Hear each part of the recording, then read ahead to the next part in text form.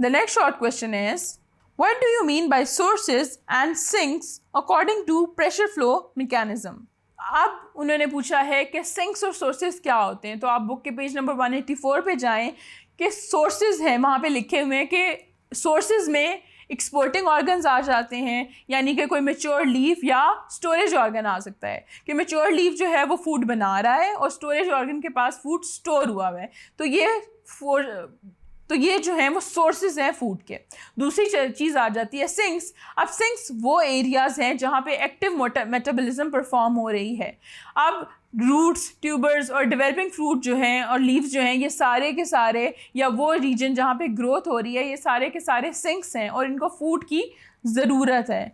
तो storage organ जो है उसके अलावा वो भी एक सिंक है, क्योंकि it is capable of storing food and exporting the food stored material at the same time. तो इस तरह से सोर्सेज और सिंक्स का एक प्रेशर फ्लो मैकेनिज्म में एक कोहेरेंस होती है कि कहाँ से फूड किस तरह मूव करना है। और अगर आप ये सारा लिख दें तो that would be more than enough for this short question.